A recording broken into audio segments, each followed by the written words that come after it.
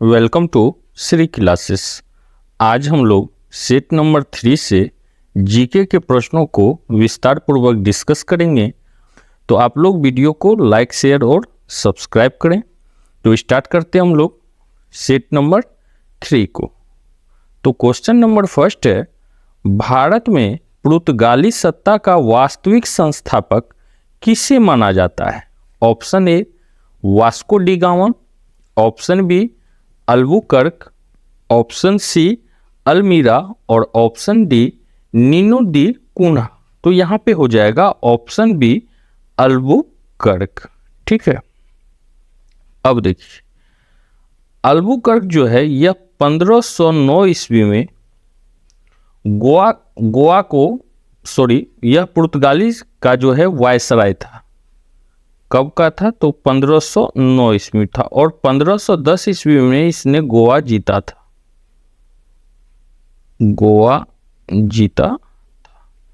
अब यहां से हम लोग ये जान जाएंगे कि भारत में सर्वप्रथम कौन पुर्तगाली आए। तो सर्वप्रथम भारत में जो है कौन आए थे? तो वास्को डी गामा आए थे। ठीक है, और यही जो है भारत और यूरोप के बीच,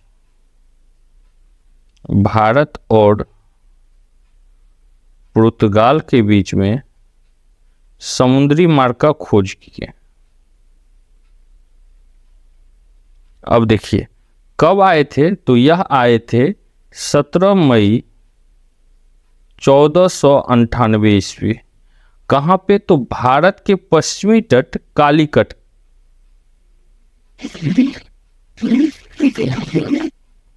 ठीक है, अब देखिए 1505 ईस्वी में भारत का जो पुर्तगाल का प्रथम जो वायसराय थे वो कौन थे? अल्मीरा।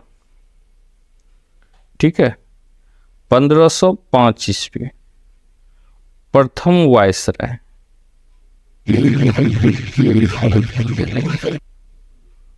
पुर्तगाली। अब देखिए एक और हम लोग इसको रिवाइज करते हैं कि भारत में पुर्तगाली सत्ता का वास्तविक संस्थापक किसे माना जाता है? तो किसे माना जाता है? अल्बुकर्क को। यह जो है पुर्तगाल के वायसराय थे। कब थे? तो 1509 ईस्वी में और 1510 ईस्वी में इन्होंने ही गोवा को जीता था। अब देखिए भारत में पुर्तगाली जो है सर्वप्रथम कौन आए थे? वो आए थे वास्को डी गामा। भारत और पुर्तगाल के बीच समुद्री रास्ता का खोज भी यही किए थे और वो समुद्री मार्ग से ही आए थे। तो कब आए थे? 17 मई 1498 को। कहाँ पे भारत में पहुंचे थे? तो कालीकट में पहुंचे थे। ठीक है, अब देखिए भारत का जो प्रथम वायसराय थे वो थे कौन थे? अल्मीरा। कब? 1505 ईस्वी में। क्लियर। अब देखिए यहाँ से और एक क्वेश्चन को हम लोग जानते हैं कि पुर्तगाली का पहला व्यापारिक कोठी जो था, व्यापारिक कोठी, वो कहाँ खोली गई थी? तो कोचीन में। ठीक है, पुर्तगाली की प्रथम व्यापारिक कोठी कहां पे खोली गई थी? कोचीन में। नेक्स्ट देखते हैं हम लोग, लॉर्ड डलहौजी की राज्य विलय सिद्धांत का सर्वप्रथम शिकार कौन सा राज्य बना? Option A Jaitpur, option B Sambalpur, option C Satara और ऑप्शन डी झांसी। तो यहां पे हो जाएगा ऑप्शन सी सातारा। ठीक है, अब देखिए सातारा जो है इसको लॉर्ड डलहौजी का जो विलय सिद्धांत था इसमें सर्वप्रथम जो है यही इसका शिकार बना था। और जो बात किया जाए इसमें से सेकंड कौन है? तो सेकंड हो जाएगा जैतपुर, थर्ड में हो जाएगा संबलपुर और लास्ट वन होगा जो है झांसी। झांसी को 1853 में जो है लॉर्ड डलहौजी का विलय सिद्धांत के तहत अंग्रेजी शासन में मिला लिया गया था। अब देखिए सबसे पहले हम लोग जानते हैं लॉर्ड डलहौजी। यह जो थे लॉर्ड डलहौजी का जो कार्यकाल है 1848 ईस्वी से लेकर 1856 ईस्वी तक यह लॉर्ड डलहौजी का कार्यकाल हुआ। और देखिए इसमें और भी बहुत सारा सुधार भी हुआ था, जैसे कि पहली बार डाक टिकट का जो प्रारंभ हुआ था वह लॉर्ड डलहौजी के शासन काल में हुआ था प्रचलन। ठीक है, डाक टिकट का प्रचलन। सेकेंडरी सार्वजनिक जो है विभाग का जो निर्माण हुआ था वह भी लॉर्ड डलहौजी के कार्यकाल में हुआ था। सार्वजनिक निर्माण विभाग। इसके बाद तीसरा हम लोग जानते हैं कि लॉर्ड डलहौजी क्या किए थे, तो शिमला को ग्रीष्मकालीन राजधानी बनाए थे। शिमला को ग्रीष्मकालीन राजधानी बनाए थे।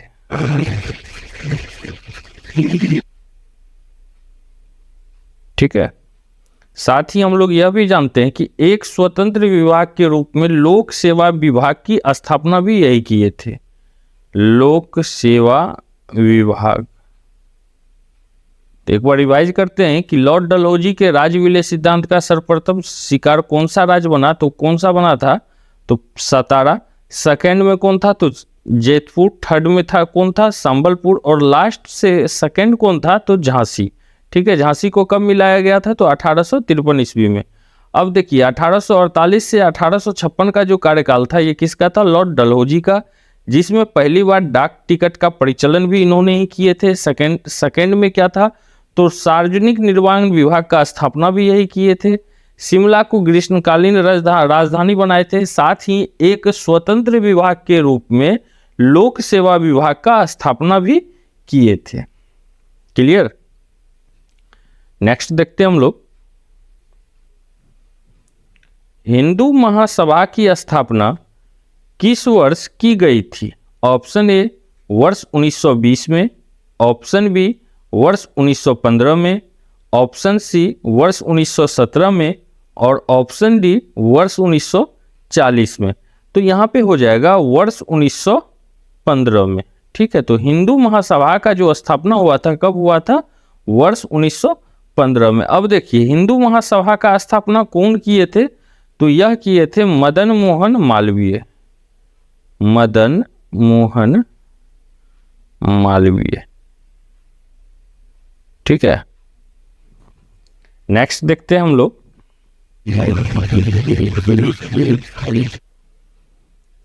भारत की जलीय सीमा या समुद्री सीमा कितने पड़ोसी देशों से साझा होती है। Option A 8, option B 7, option C 9 और ऑप्शन डी 10। तो यहाँ पे हो जाएगा ऑप्शन बी 7। ठीक है। तो भारत का जलीय सीमा या समुद्री सीमा 7 पड़ोसी देशों से साझा होती है। एक बार हम इसका नाम आप लोग को बता देते हैं, तो पाकिस्तान, मालदीव, श्रीलंका, बांग्लादेश, म्यांमार, थाईलैंड और इंडोनेशिया। ठीक है। तो भारत का जलीय सीमा या समुद्री सीमा जो है 7 देशों से क्या करती है, भारत का सीमा साझा करती है। ठीक है। अब यहां से देखिए, यहां से कुछ और प्रश्न को हम लोग जानेंगे कि भारत की स्थल सीमा कितना है। तो भारत का स्थल सीमा का जो लंबाई है वह है 15,200 किलोमीटर। ठीक है। तटीय भाग की जो लंबाई है,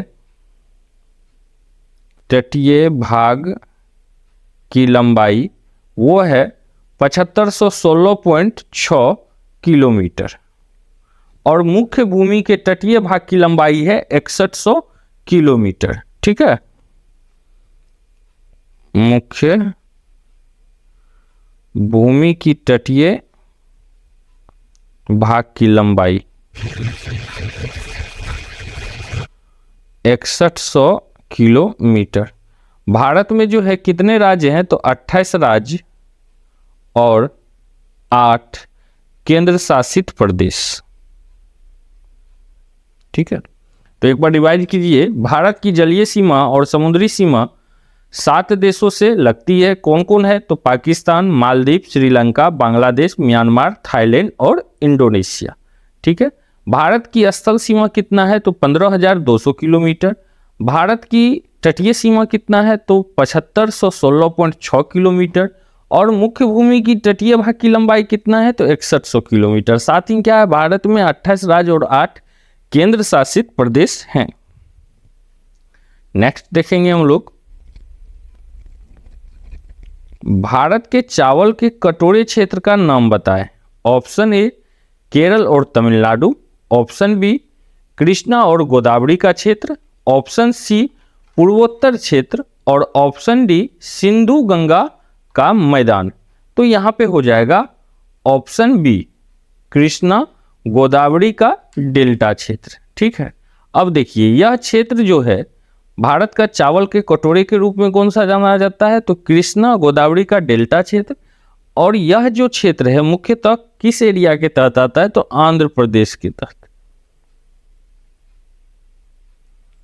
यह जो एरिया कहाँ है, आंध्र प्रदेश के अंतर्गत आता है। यहाँ जो है क्या होता है, तो चावल का जो खेती होता है, चावल की खेती वृहत रूप में की जाती है, वृहत रूप में की जाती है। ठीक है, अब देखिए तो चावल का जो उत्पादन है वो कहाँ पे वृहत रूप में होता है, पश्चिम बंगाल, उत्तर प्रदेश, तेलंगाना और आंध्र प्रदेश। तो कृष्णा गोदावरी डेल्टा क्षेत्र किसके अंतर्गत आता है, आंध्र प्रदेश के तहत। चावल की खेती यहाँ पे वृहत रूप में होती है। ठीक है, और सबसे सर्वाधिक चावल उत्पादन जो है वो कहाँ पे होता है, पश्चिम बंगाल में होता है। नेक्स्ट देखेंगे हम लोग, विश्व की सबसे बड़ी जहाज रानी नहर है। ऑप्शन ए पनामा नहर, ऑप्शन बी स्वेज नहर, ऑप्शन सी कील नहर और ऑप्शन डी सू नहर। तो यहाँ पे हो जाएगा ऑप्शन बी स्वेज नहर। ठीक है, अब देखिए स्वेज नहर कहाँ पे है, तो यह मिस्र में, मिस्र में स्थित है। ठीक है, और स्वेज नहर जो है यह सबसे बड़ी जहाज रानी नहर का श्रेणी में रखा गया है। और यहाँ से हम लोग यह भी जानेंगे कि स्वेज नहर जो है कौन कौन सागर को जोड़ता है, तो भूमध्य सागर को, भूमध्य सागर को लाल सागर से जोड़ता है, लाल सागर से जोड़ता है। ठीक है, अब देखिए जो ये सब पॉइंट लिखा रहे हैं इसको भी आप लोग नोट किया कीजिए, तो इससे क्या होगा, आपको एक प्रश्न से 2-4 प्रश्न सीखने को मौका मिलेगा। और यह जो सोचिएगा कि मेरे देखने से सिर्फ हमको याद हो जाता है, तो ऐसा संभव नहीं है। आप बिल्कुल कुछ दिन में ही भूल जाइएगा इस चीज को। ठीक है, अब देखिए इसका जो स्थापना हुआ था, क्योंकि स्वेज नहर जब बनाया गया था, तो स्वेज नहर कब बनाया गया था, तो 1869 में बनाया गया। कब बनाया गया, 1869 में। अब देखिए उसी तरह यहाँ ऑप्शन में है ये पनामा नहर। तो पनामा नहर कहाँ पे है, तो ये पनामा में है।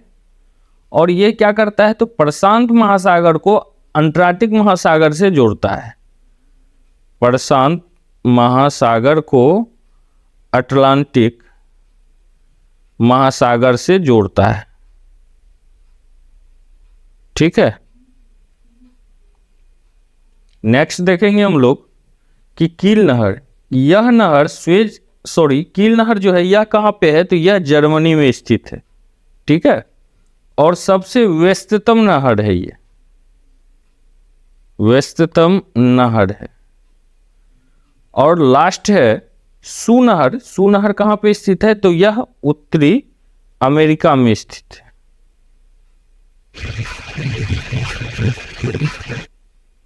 अब हम लोग देखेंगे, एक बार फिर से रिवाइज करते हैं इसको, कि विश्व की सबसे बड़ी जहाज रानी नहर है तो कौन सा है, स्वेज नहर।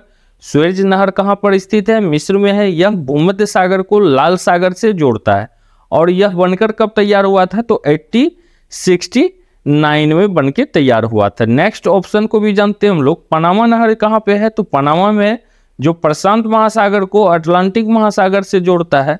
उसी तरह कील नहर कहाँ पे है, तो यह जर्मनी में है और यह सबसे व्यस्ततम नहर का श्रेणी में रखा गया है। सू नहर उत्तरी अमेरिका में स्थित है। नेक्स्ट देखेंगे हम लोग, भारतीय राजनीति व्यवस्था में कौन सर्वोच्च है। ऑप्शन ए सर्वोच्च न्यायालय, ऑप्शन बी संविधान, ऑप्शन सी संसद और ऑप्शन डी धर्म।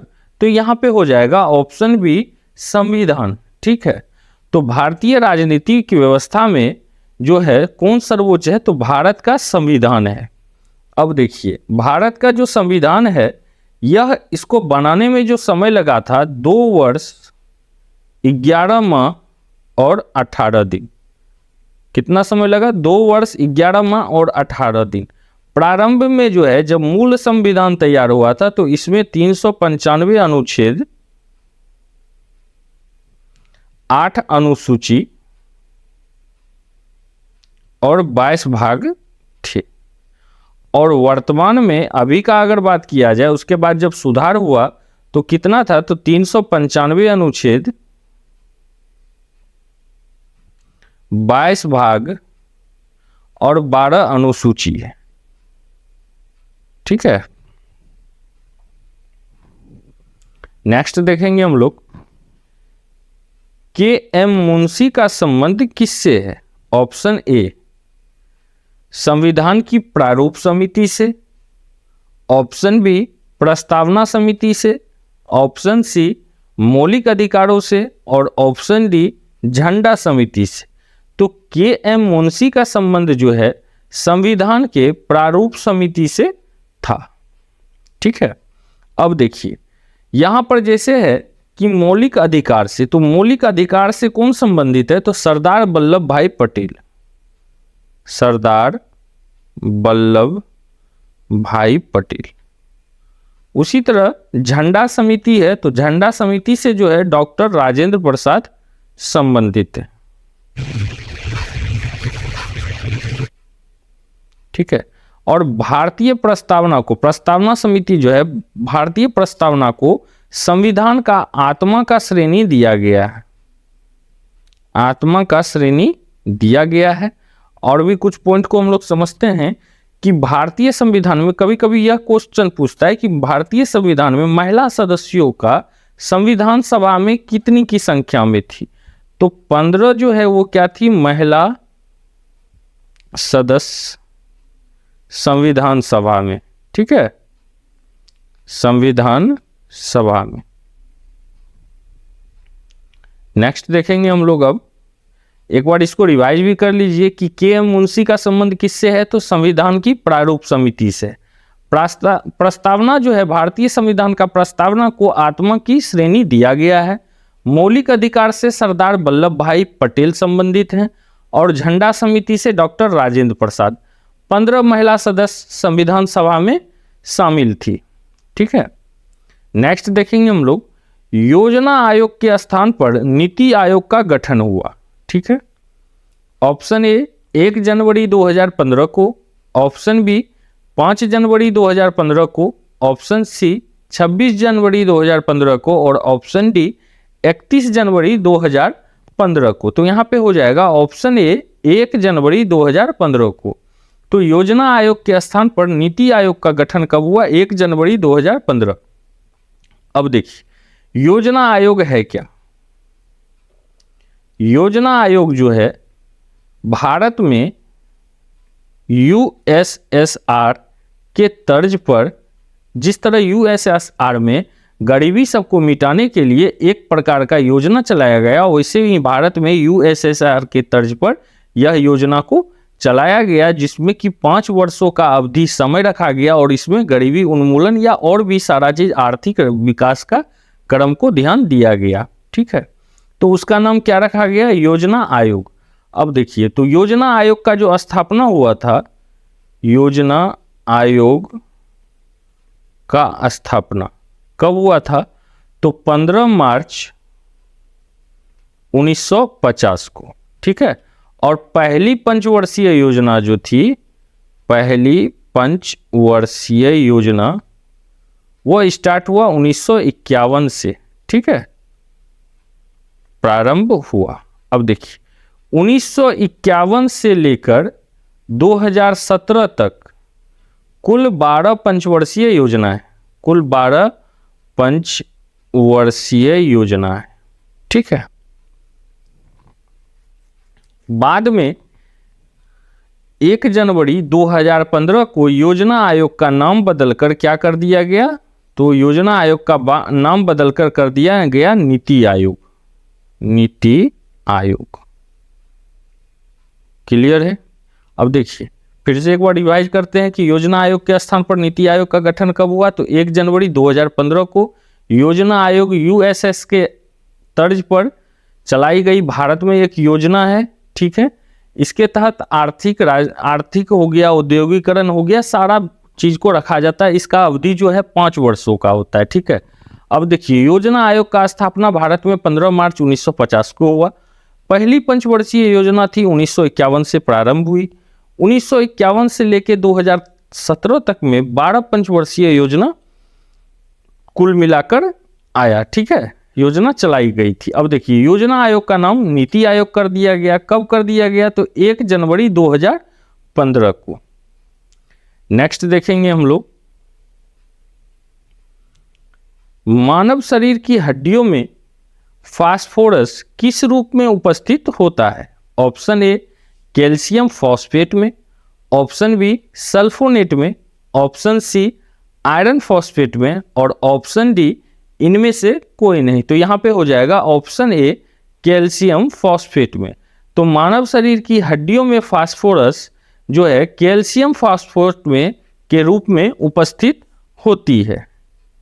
नेक्स्ट देखते हैं हम लोग, सजीवों के गुणों में शामिल है। ऑप्शन ए उपापचय, ऑप्शन बी आनुवांशिकता, ऑप्शन सी प्रजनन, और ऑप्शन डी उपयुक्त सभी। तो यहाँ पे क्या हो जाएगा, ऑप्शन डी उपयुक्त सभी।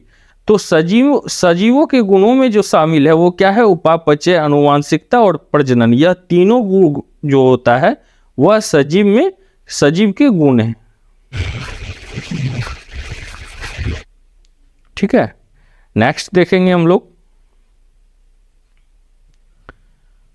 भारत का सबसे बड़ा बंदरगाह है। Option A Visakhapatnam, option B Mumbai, option C Tuticorin, और ऑप्शन डी कांडला। तो यहाँ पे हो जाएगा ऑप्शन बी मुंबई, ठीक है। तो भारत का सबसे बड़ा बंदरगाह कहाँ पे है, मुंबई पे। कौन सा है, तो Mumbai port trust, Mumbai port trust, ठीक है। यह भारत का सबसे बड़ा बंदरगाह है। उसी तरह जैसे ये विशाखापत्तनम है, तो विशाखापत्तनम जो है यह कहाँ, आंध्र प्रदेश में है, और इसको पूर्वी तट का गहना भी बोला जाता है। पूर्वी तट का गहना के नाम से संबोधित किया जाता है। तीसरा ऑप्शन में है तूतीकोरनी। तो तूतीकोरनी कहाँ स्थित है, तो मन्नार की खाड़ी में स्थित है, मन्नार की खाड़ी में, ठीक है। और नेक्स्ट देखिए जैसे है कांडला। तो कांडला में कौन सा है, तो गुजरात। गुजरात में कौन सा बंदरगाह है, तो कांडला। गुजरात में कांडला बंदरगाह है, ठीक है। नेक्स्ट देखते हैं हम लोग, निम्नलिखित में से कौन सा अक्साई चीन का भाग है। ऑप्शन ए काराकोरम श्रेणी, ऑप्शन बी शिवालिक श्रेणी, ऑप्शन सी कश्मीर घाटी, और ऑप्शन डी लद्दाख पठार। तो यहाँ पे हो जाएगा ऑप्शन डी लद्दाख पठार। तो निम्नलिखित में से अक्साई चीन का जो भाग है वो कौन सा है, तो लद्दाख का पठार क्षेत्र जो है वो अक्साई चीन का भाग के तहत कुछ आता है। नेक्स्ट देखेंगे हम लोग, 13वीं और 14वीं शताब्दी में भारतीय कृषक खेती नहीं करते थे। ऑप्शन ए गेहूं की, ऑप्शन बी जौ की, ऑप्शन सी चना की, और ऑप्शन डी मक्का की। तो यहाँ पे हो जाएगा ऑप्शन डी मक्का की। तो 13वीं और 14वीं जो शताब्दी था, उसमें मक्का की खेती का उल्लेख नहीं मिलता है, मक्का की खेती का उल्लेख नहीं मिलता है।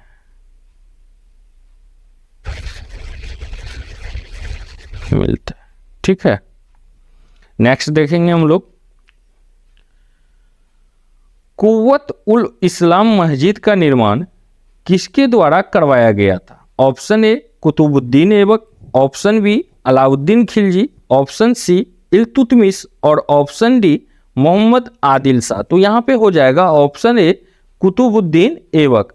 तो कुव्वत उल इस्लाम मस्जिद का निर्माण कौन करवाया था, तो कुतुबुद्दीन करवाया था। और साथ में क्या क्या करवाया था, तो 2.5 दिन का झोपड़ा, ढाई दिन का झोपड़ा, ठीक है। कुतुब मीनार का भी नींव कुतुबुद्दीन ने ही रखे थे, और लाल बख्श के नाम से भी इनको जाना जाता है।